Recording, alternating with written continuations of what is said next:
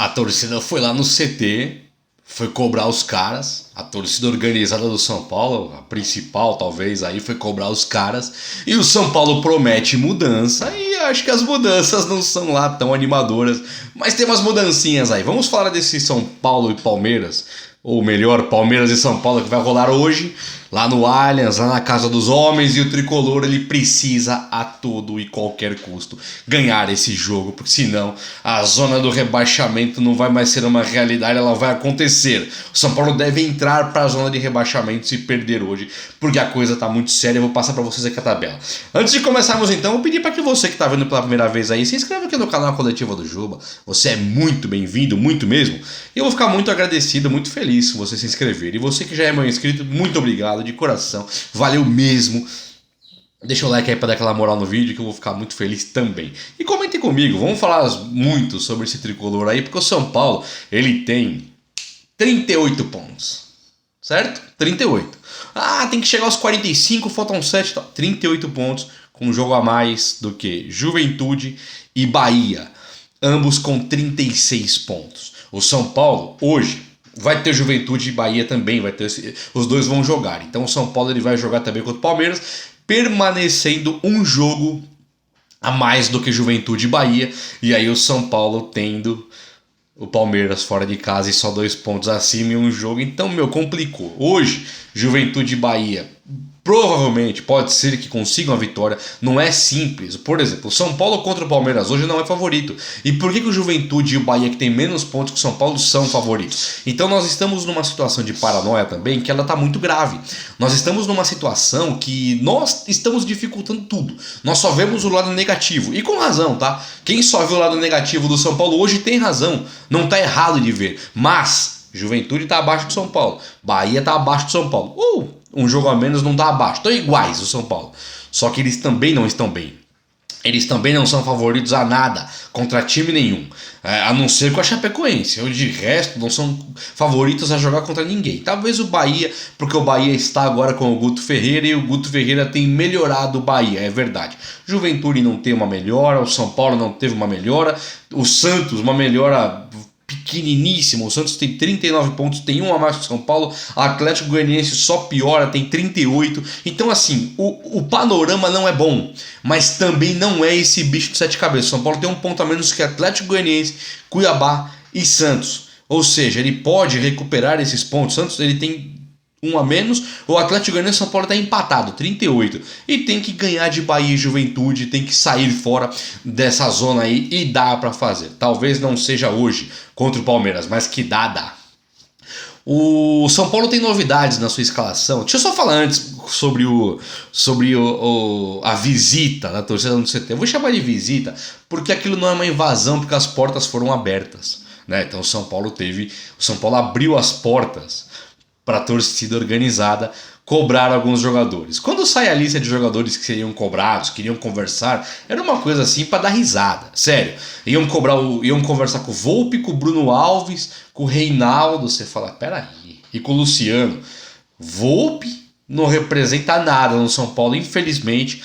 Pode até ser um líder no elenco ali, mas é um goleiro que com o São Paulo na história não está escrito ainda e muito provavelmente não vai escrever. O Reinaldo ele é muito mais um problema do que uma solução para inúmeros torcedores. Grande parte da torcida que eu converso considera o Reinaldo um cara muito mais problema do que solução. Bruno Alves não está nem jogando. O Bruno Alves ele consegue ser reserva do Léo, que é reserva direta de Arboleda e Miranda, e ele quando tem que jogar, fazer um terceiro homem de zaga quando não tem mais ninguém, já vi Luan entrar e não entrar Bruno Alves, já vi Diego Costa agora contra o Flamengo entrar e não entrar Bruno Alves. Então o Bruno Alves, a moral dele no São Paulo, com o elenco, ela tem que estar totalmente reduzida a zero, a nada. É um cara que muito provavelmente não continua no São Paulo. Então o São Paulino pedir Bruno Alves, Volpi, Reinaldo, isso é uma bobagem. E o outro é o Luciano. O Luciano, que o São Paulino gosta, a maioria dos São Paulinos gostam, alguns não. Alguns têm muita gratidão pelo ano passado, mas não tem um que acha que ele está vivendo uma boa fase. Esse Luciano é um dos caras mais aguerridos do elenco. Não era ele para ser cobrado agora. E o Luciano Coincidentemente ou não, ele virou reserva faz pouco tempo. Ele entrou na reserva agora, no último jogo contra o Flamengo, onde entra um Caleri e Rigoni no ataque do São Paulo e o Luciano vira banco de reservas. Então, quando o São Paulino vai buscar uma referência para reclamar lá no CT, ele pegou os caras errados. Ele tinha que pegar Lisiero, Sara e Igor Gomes e falar: vem aqui, vocês são as joias de Cotia, titulares absolutos, é com vocês. E Rigoni, Caleri e Rogério Ceni. São os caras que e Miranda, lógico. São os caras que vão decidir na frente. É a molecada da base que pode ou não ter uma panelinha que só falam entre eles. E pegar o Miranda e o Rogério Ceni ali, que é o técnico, e o outro é o capitão do time. Esses caras tinham que estar lá. Acho que nenhum deles estava. Não, acho que talvez o Luciano, talvez, acho que não também. Não sei quem estava nessa conversa. Uma conversa que o São Paulo, o Júlio Casares, o presidente, ele abre as portas do CT. O Júlio Casares, ele coloca o Belmonte na presidência, um cara totalmente incapaz de ser presidente, não, diretor. O Belmonte é um cara absolutamente incapaz de ser o diretor do São Paulo de futebol. Absolutamente incapaz. Muricy está calado também, não dá para entender. Milton Cruz é uma coisa inexplicável estar no São Paulo. Então o São Paulo está completamente abandonado. Tirando o Muricy, ele está abandonado na sua gestão de futebol. Aí o Júlio Casares põe o Belmonte, contrata 9. 90% desses 9 nem jogam. É possível que os salários estejam atrasados também de agora 2021. 2020 nós sabemos que está. Agora 2021 é possível que também estejam. Aí o São Paulo, no Júlio Casares, depois de tudo isso, esses desmandos, essas convicções erradas, ele chama a torcida ou então deixa a torcida entrar no campo, no CT, para conversar com os jogadores. Pior que o Leco. Igual ou pior que o Leco. Totalmente decepcionante, totalmente broxante ver Júlio Casares e Belmonte ali à frente do São Paulo. E depois eu vou falar do resto, da reforma estatutária. Hoje vamos deixar para futebol, que é um pré-jogo aqui. O São Paulo muito provavelmente vai entrar com o Arboleda, Miranda, talvez entre com o Léo, que não pode abrir a casinha para o Palmeiras, Reinaldo, e deve entrar o Orejuela, Lisiero, Igor Gomes e Gabriel Sara. Aí o ataque eu acredito que seja Vitor Bueno e Rigoni. Luciano deve voltar para o banco de reservas. Vitor Bueno deve fazer esse centroavante aí, uma vez que o Caleri está suspenso. E não acho errado, tá? Claro que é errado você colocar ele no lugar do Luciano, é um absurdo. Mas no lugar do Pablo não é errado, não. Então, para ver Pablo como único camisa 9, eu prefiro o Vitor Bueno, sem dúvida. Eu imaginei que o São Paulo fosse tirar o Léo, ou não ter o Arboleda, tiraria o Léo, e aí o Rogério Ceni entraria com o Lisiero, Lisiero, Sara e Igor Gomes, e no meio ali onde jogaria o Benítez, que também não joga de maneira inexplicável, jogaria o Vitor Bueno fazendo meia atacante com outros 2 meias, Gabriel Sara e Igor Gomes ao lado dele. Aí funcionaria como funcionou contra o Ceará, contra o Corinthians. Eu não acho ruim, apesar do nome ser o Vitor Bueno e não o Benítez. Se fosse o Benítez eu estaria muito feliz, muito empolgado com esse jogo, mas o que o São Paulo deve fazer, a partida que o São Paulo deve começar é Volpi, Orejuela, Arboleda, Miranda, Léo e Reinaldo, fazendo Orejuela e Reinaldo podendo sair, porque a linha de 3 zagueiros titular, a principal, estaria composta. Lisiero fazendo a cabeça da área ali, enquanto o Luan não volta. O Lisiero, depois do jogo contra o Flamengo, dá uma alegria falar, né? Lisiero e tal. Ele vinha até que razoavelmente bem, até entregar contra o Flamengo e dar aquele desespero. Gabriel Sara e Igor Gomes, na minha opinião, 2 erros do Rogério Ceni, tá?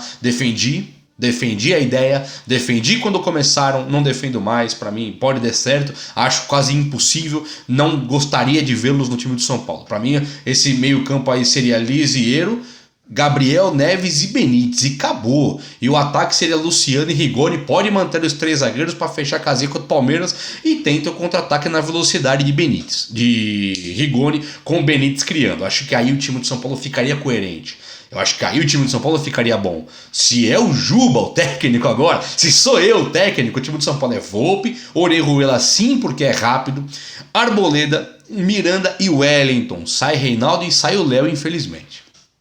O Wellington para dar aquele calor. Se precisar marcar, tira o Wellington e pô o Léo de lateral esquerdo, para ser aquele zagueiro pela esquerda. Aí você coloca no meio campo ali Lisiero, no lugar do Luan, que fique claro, e o Gabriel Neves, que aí você fecha o meio campo. E coloca o Benítez nesse triângulo aí, sendo o único homem de criação.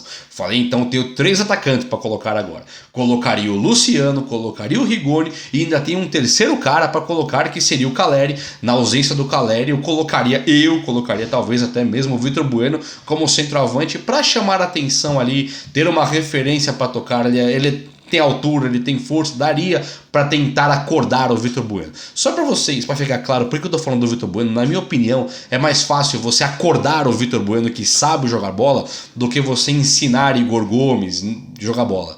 Você ensinar o Rojas a jogar bola. Para mim, o cara bom, dá para você acordar ele de alguma maneira. O cara ruim, não tem o que fazer. Beleza? Então nos vemos amanhã com análise pós-jogo. E se inscreva aí, deixa o like, fechou? O vídeo de hoje foi esse, espero muito que vocês tenham gostado. Um abraço, meus amigos, até a próxima, valeu!